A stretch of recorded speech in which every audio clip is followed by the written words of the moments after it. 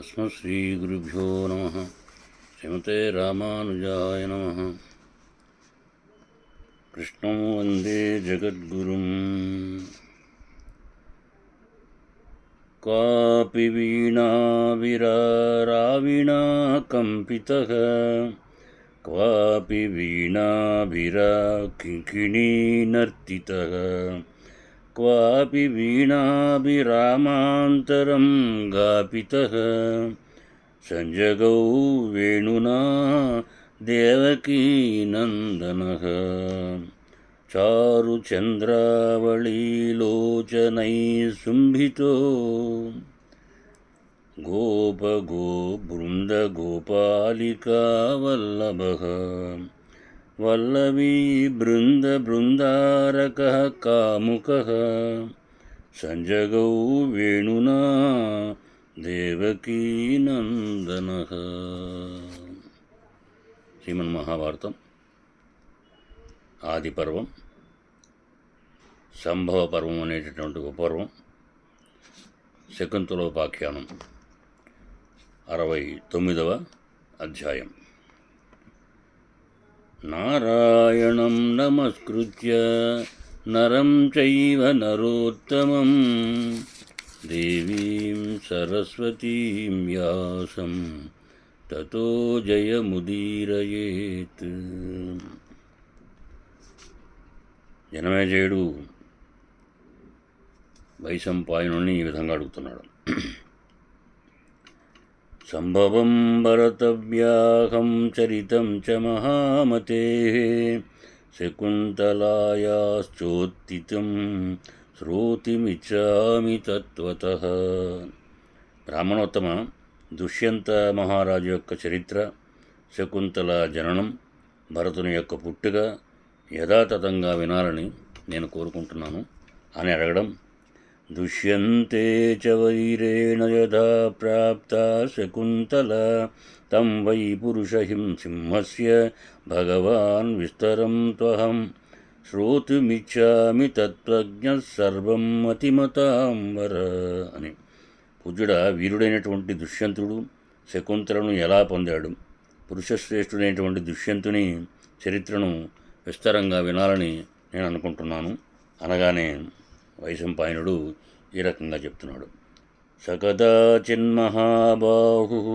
ప్రభూత బలవాహనః వనం జగామగహనం హయనాగశతైర్వ్రతః బలేన చతురంగేణ వృతః పరమవల్గునా అని. అంటే దుష్యంతుడు వేటకి వెళ్ళడం, ఆ వనమునకు వెళ్ళడం ఈ అధ్యాయంలో మనకి కనిపిస్తుంది. ఒకానొకప్పుడు మహాబాహుడైనటువంటి దుష్యంతుడు అశ్వ గజ రథ పదాతి చతురంగ బలాలతోటి దట్టమైన అడవికి చేరుకోవడం జరిగింది. ఖడ్గశక్తివరైర్వీరైః గదా ముసలపాణిభిః ప్రాసతో మహరస్తైజ యయౌ యోధశతైర్వతః. ఖడ్గాలు, శక్తులు, గదలు, ముసలాలు, ప్రాసాలు, తోమరాలు ధరించిన వందలాది యోధులతో సహితంగా వనమునకు వెళ్ళడం జరిగింది. సింహనాదైశ్చ యోధానాం శంఖదుందుభినిస్వనైః రథనేమిస్వనైశ్చైవ సనాగరబృంహితైః నానాయుధదైనైశ్చ ధరైశ్చాపి నానావేషధరైస్తదా ప్రేషితస్సమిస్తైశ్చ పీడితా స్ఫోటితస్వైః ఆసీత్ కిల కిలా శబ్దస్తస్మిన్ గచ్చతి పార్థివే ప్రాసాదవరశృంగస్థాపరయా నృపశోభయ దశతుష్టం శ్రియత్పుత్రశూరమాత్మయశస్కరం సక్రోపమమిత్రఘ్నం వరవారణవారణం అని.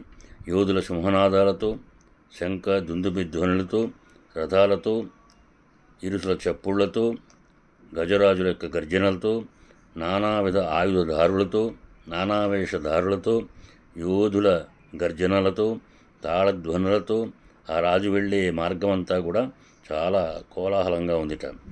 రాజశోభతో ఉండి తమకు కీర్తికరుడు, ఇంద్ర సమానుడు, శత్రు సంహర్త, శత్రు గజాలను నిలువరింపగల ఆ దుష్యంతుని యొక్క ఆ స్త్రీలు భవనాలకి చూడసాగారు.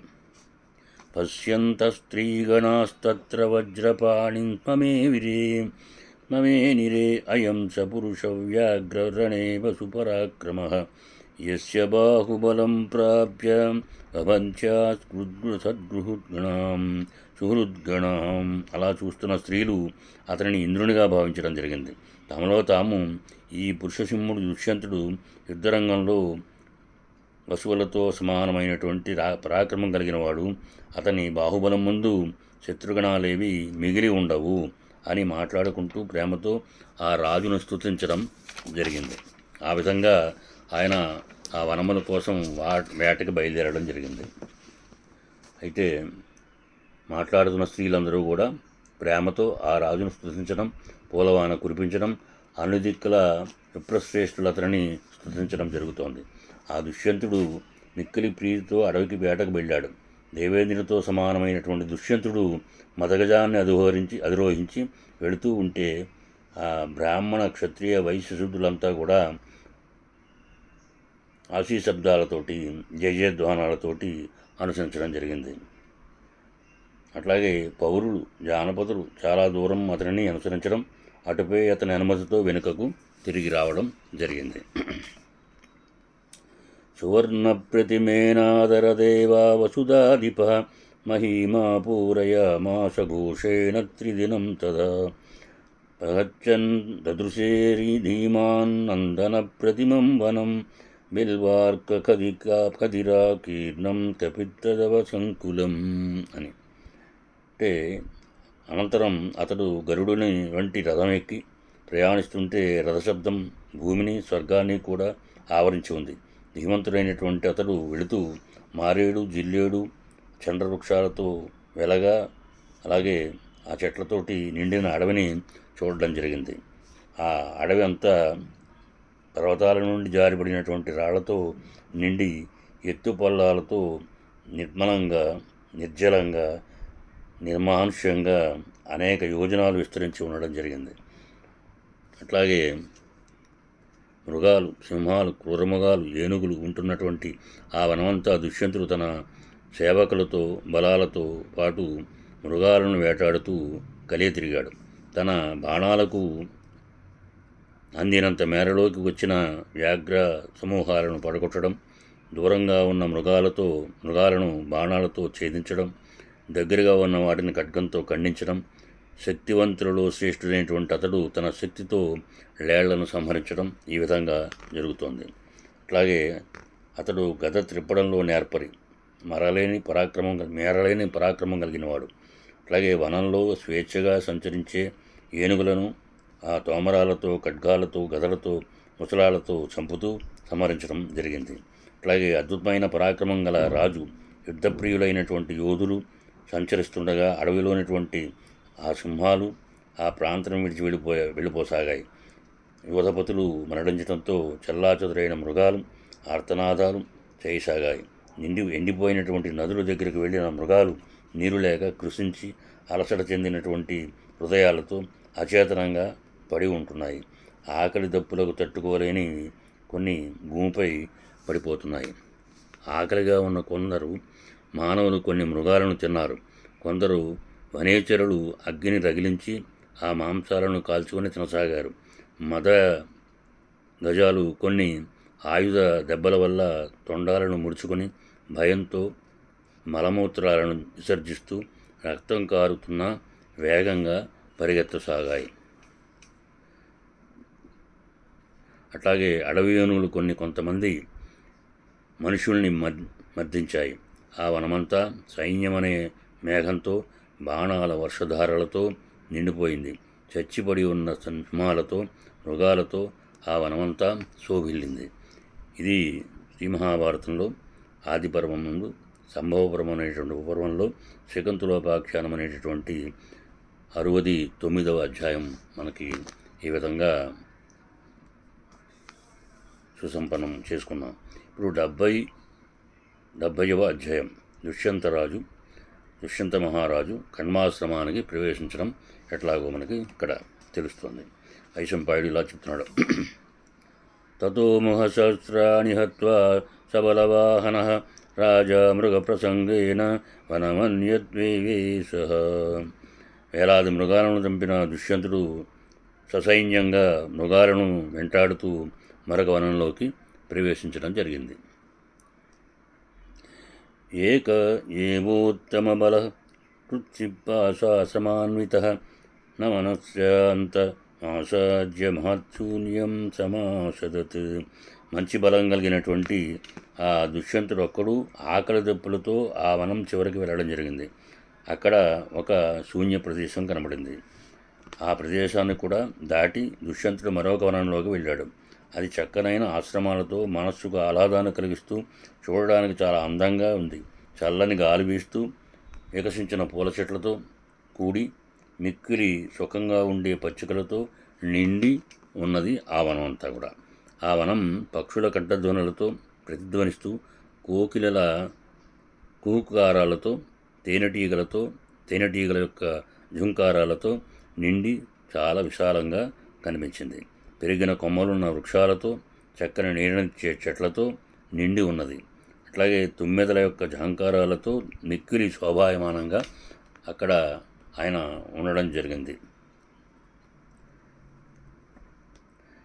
పుష్పసావాదభ కచ్చిత్ వాపలో వాపి కంటకి షట్పదైధ్యాన్యపాకీర్సాకీర్ణః తస్మిన్ వైకానవే అవహత్. ఆ వనంలో పూలు లేని మొక్కలు లేవు, పండ్లు లేని చెట్లు లేవు, ముళ్ళున్న మొక్కలు అసలే లేవు, తుమ్మెదలు వాలని పువ్వులే లేవు. విహగైర్నాదితం పుష్పైరలంకృతదీమో చ సద్వర్తుకుసుమైర్వృక్షైః సుగచ్ఛాయై సమావృతం. పక్షుల యొక్క ధ్వనులతో పూలతో అన్ని ఋతువులలో ఉండేటటువంటి పూలు గల చెట్లతో చక్కని నీడనిచ్చే వృక్షాలతో మిక్కిలి అందంగా అలంకరింపబడి ఉంది ఆ వనం. మనోరమం మహేశ్వాసః నివేశవనముత్తమం మారుతాకలితాస్తత్ర ద్రుమా కుసుమసాకినః పుష్పవృష్టిం విచిత్రాం తు వృషభ్యం తే పునః పునః దీనస్తృత్రోధ సంగుష్ట పక్షీర్మధురైస్వనైః. అయితే అటువంటి మనోహరమైనటువంటి ఉత్తమమైనటువంటి వనంలోకి మహాధన్వి అయినటువంటి దుష్యంత మహారాజు ప్రవేశించడం జరిగింది. పూలతో నిండిన కొమ్మలు గల వృక్షాలు గాలికి కదులుతూ మాటిమాటికి విచిత్రమైన పుష్పవృష్టిని కురిపించడం, పక్షుల మధుర ధ్వనులు ఆకాశాన్ని నిండుతున్నట్టుగా ఉండడం అక్కడ ఆయన చూడడం జరిగింది. విచిత్రమైన పూల వస్త్రాలతో అక్కడ చెట్లు ప్రకాశిస్తున్నాయి. పూల భారంతో వంగి ఉన్న చెట్ల చిగుళ్లలోనటువంటి ఆ తేనెని త్రాగాలనే కోరికతో ఉండే తుమ్మెదలు మధుర రావాలు చేస్తున్నాయి. విరగబూసినటువంటి పూలతో అలంకరింపబడిన లతాగృహాలలో మనస్సుకు ప్రీతిని కలిగించే ఆ ప్రదేశాలను చూస్తూ తేజస్వి అయినటువంటి దుష్యంత మహారాజు మిక్కిలి ఆనందించడం జరిగింది. పదపరాశ్లిష్టశాకైః పాదపైః కుసుమాన్వితైః అశోభతవనం తత్తు మహేంద్రధ్వజ సన్నిభైః. పూలతో నిండి ఒకదానితో ఒకటి పెనవేసుకున్న కొమ్మలతో మహేంద్రుని ధ్వజంలా ప్రకాశిస్తున్న ఆ వృక్షాలతో ఆ వనం శోభిల్లింది. పూలతో నిండి ఒకదానితో ఒకటి మినవేసుకున్నాయట. సిద్ధచారణ సంగైశ్చ గంధర్వాస్మరపాం గణైః సేవితం వనమత్యర్థం మత్తవానర కిన్నరం. సిద్ధులు, చారణులు, గంధర్వులు, అప్సరలు మదించిన వానరులు, కింకరులు మొదలైన వారి చేత సేవింపబడుతోంది ఆ వనం. సుఖం శీతం సుగంధీ చ పుష్పరేణ సహో నిలః పరిక్రమాన్నవే వృక్షాసు నైతీవరి సంశయ. ఆ వనంలో వీచే గాలి సుఖంగా చల్లగా సువాసనతో పూల పప్పుడిని తీసుకుని పోతూ క్రీడించే కోరికతో వృక్షాలను చేరుతున్నట్లుగా అనిపిస్తూ ఉంది. ఏవం గుణ సమాయుక్తం దదర్శ సవం వృషః నదీ గచ్చోద్భవం కాంతం ఉచ్చితద్వసంభవిం గజ సంవిభం. మాలినీ తీరంలో ఎత్తైన జాజాల వలె ప్రకాశిస్తున్నటువంటి చక్కని చెట్లతో మనోహరమైనటువంటి ఆ వనాన్ని తాను చూడడం జరిగింది రాజుగారు. అట్లాగే ప్రేక్షమానో వనం తత్తు సుప్రహృష్ట నిహంగమం ఆశ్రమ ప్రవరం రమ్యం దదర్శ చ మనోరమాం. ఆనందంతో ఉన్న పక్షులతో ఉన్న వనాన్ని చూస్తున్న దుష్యంతుడు అక్కడ అందమైన మనోహరంగా ఉన్నటువంటి ఒక ఆశ్రమాన్ని చూడడం జరిగింది. అతడు అనేక విధాలైన వృక్షాలతో నిండి ప్రజ్వరిల్లుతున్నటువంటి అగ్నిహోత్రంతో సాటిలేనటువంటి శోభతో ఉన్నటువంటి ఆ ఆశ్రమాన్ని ఎంతో గౌరవించాడు. యతులతో, బాలక్షులతో, మునిగణాలతో, అగ్నిహోత్ర గృహాలతో, పలు రకాల పువ్వులు పరిచినట్లు వ్యాపించి ఉన్న ఆశ్రమాన్ని రాజు గౌరవించడం జరిగింది. రాజా నిర్మలమై ఆస్వాదయోగ్యమైనటువంటి నీటితో ఉన్న ఆ మాలినీ నదికి ఇరుప్రక్కల పెద్ద పెద్ద చెట్లతో ప్రకాశిస్తున్న ఆ ఆశ్రమాన్ని ఆదరించడం జరిగింది. పలు రకాల పక్షి సమూహాలతో తపోవనంతో అందంగా ఉన్న మాలినీ నదిని చూశాడు. ఆ ప్రాంతంలో ఉన్న సౌమ్యాలైనటువంటి పులులను, మృగాలను చూస్తూ అతడు ఆనందాన్ని పొందాడు. ఆ అప్రతిరుదుడు, శ్రీమంతుడు అయినటువంటి దుష్యంతుడు దేవలోకంలా ప్రకాశించే మనోహరమైన ఆ ఆశ్రమాన్ని చేరుకోవడం జరిగింది. ఆ ఆశ్రమాన్ని ఆనుకొని నిర్మలమైన నీటితో ప్రాణులన్నింటికీ తల్లిలా ఉన్న మాలినీ నదిని చూశాడు రాజుగారు. ఆ చక్రవాకాలు ఉన్నటువంటి ఇసుక తిన్నెలతో, అలాగే పూల మడుగులతో ఉన్నటువంటి ప్రవాహంతో కిన్నర గణాలు, వానరాలు, ఎలుగుబంట్లు సేవిస్తున్న నదిని రాజు చూడడం జరిగింది. మాలినీ నదీ తీరం ఇసుక తిన్నెలతో అందంగా ఉండడం, అలాగే పవిత్ర వేదఘోష అక్కడ ప్రతిధ్వనించేటట్లుగా మదపుటేనుగులు, పులులు, సర్పాలు అక్కడ సంచరించడం చూడడం జరిగింది. ఆ నదీ తీరంలో కాశ్యవగోత్రుడైనటువంటి కనుని ఆశ్రమాన్ని చూడడం జరిగింది. పూజ్యులైనటువంటి మహర్షిగణాలతో నిండి అది ఎంతో రమ్యంగా ఉంది. నదీమాశ్రమం సంబద్ధాం దృష్ట్వాశ్రమపరం తదా చకారాభిప్రవేశాయ మతిం చ రుపతిస్తదా. ఆశ్రమాన్ని ఆనుకుని ఉన్న నదిని, ఆశ్రమ ప్రదేశాన్ని చూసి ఆ దుష్యంతుడు ఆశ్రమంలో ప్రవేశించాలని అనుకోవడం జరిగింది.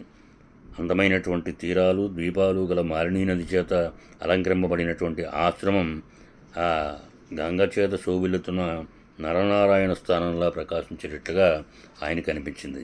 అట్లాగే మదించిన నెమళ్ల క్రీంకారాలతో కుబేరుని చైత్రధవనంలా ఉన్న ఆ మహావనంలోకి దుష్యంతుడు వెళ్ళడం జరిగింది. గొప్ప గుణసంపద కలిగినటువంటి సరస్సు చేత చెప్పనల్విగానంత తపోధనుడైనటువంటి కాశ్యపగోత్రుజుడైన కణ్వ మహర్షిని చూడాలనుకున్నాడు. గుర్రాలు, ఏనుగులు, యోధులతో కూడి ఉన్న సేనను ఆశ్రమ ప్రవేశం ద్వారం దగ్గరే ఉంచి ఇలా అన్నాడు: మునిం విరజసం ద్రష్టుం గమిష్యామి తపోధనం కాశ్యపం తీయతమత్రయావ ఆగమనం మమ. విరాగి, తపోధనుడు అయినటువంటి కశ్యపమునిని చూడడానికి వెళ్తున్నాను. నేను వచ్చేంతవరకు మీరిక్కడే ఉండండి అని నందనవనంలా ఉన్నటువంటి ఆ తపోవనంలో ప్రవేశించిన రాజు ఆకలి దప్పులు మరిచి పుష్కలమైన ఆనందాన్ని పొందాడు. ఆ రాజు అమాత్యులతో పాటు రాజ చిహ్నాలను కూడా విడిచిపెట్టి పురోహితుడు తోడుగా ఆశ్రమంలో ప్రవేశించాడు. ఈ విధంగా దుష్యంత మహారాజు కణ్వాశ్రమంలోకి వెళ్ళడం జరిగింది. మిగిలిన విశేషాలను మనం ముందు అన్వయం చేసుకోవడానికి ప్రయత్నం చేద్దాం. కృష్ణం వందే జగద్గురు.